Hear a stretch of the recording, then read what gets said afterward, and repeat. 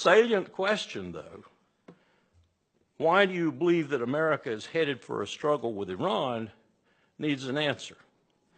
Certainly, America's unquestioning support is required, as has been the case from George W. Bush to Barack Obama to the rapture-seeking Mike Pence and the tweeter King Donald Trump.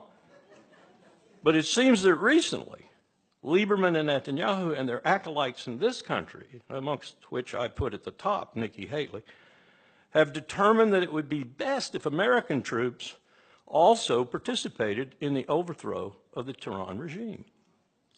From one point of view, I suppose this is understandable, the crassly opportunistic point of view, that is, that better to squander your own allies' blood and treasure than your own, but it's certainly not in the character that I'm used to with regard to the state of Israel, and certainly not with regard to the Israeli Defense Force.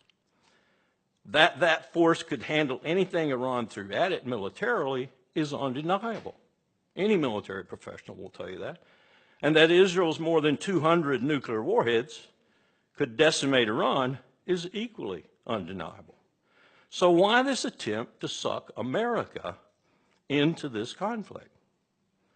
I believe the answer is fairly clear once you push aside the cobwebs that surround it. The legitimacy of great power is what I call it, and that is precisely what Netanyahu and Lieberman desire.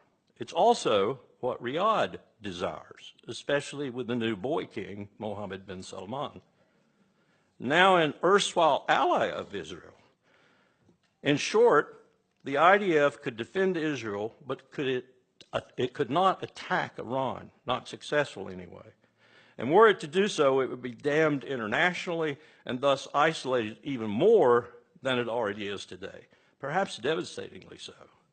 But America, already damned by well more than half the world, polls show at least 4 billion people think we're the #1 threat to their security in the world. Think about that for a minute. We've already done Iraq, Libya, and Syria. Afghanistan we'd just be seen as continuing the trend. Besides, America has the military capacity, and here's the long pole in the tent, to project the power needed to unseat swiftly the regime in Tehran.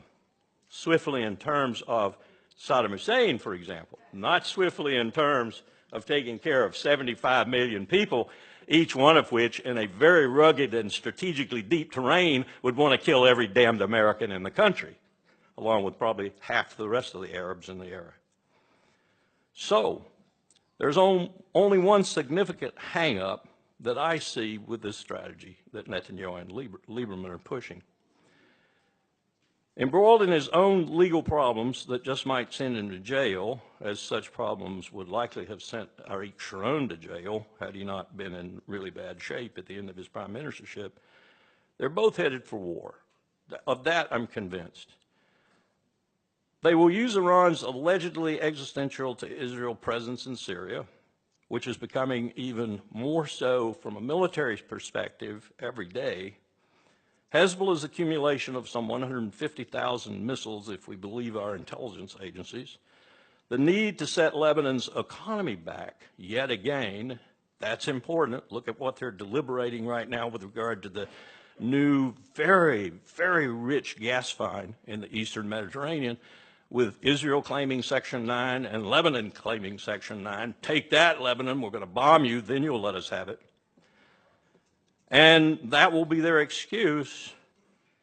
And we're looking at them taking on, and this is a point that all military people understand, a country that couldn't beat Iraq in 8 years of brutal, bloody war.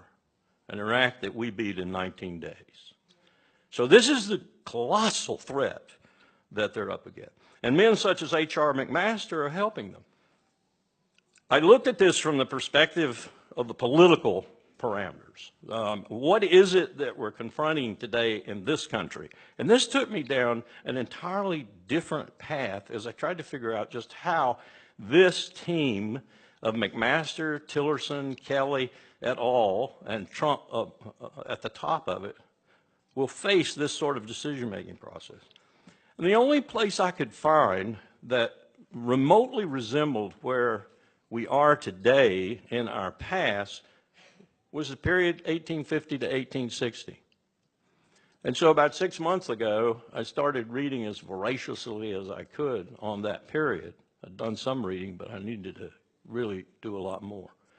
It is stunning, the similarities between that period and now, particularly in the political situation where one side of the country wouldn't talk to the other side of the country, and vice versa. And I was struck today by some of the comments that were made that resemble the comments that were made by my region. My state fired on Fort Sumter, after all, back in those days. And if that is the political situation in which this government will do its national security decision-making, then we are in deeper trouble than even the prospects of a region-wide and perhaps even bigger war in the Middle East. And the country that will have started it all, the relationship, unbalanced as it is, that will have made it possible, is Israel. And that's the danger we face.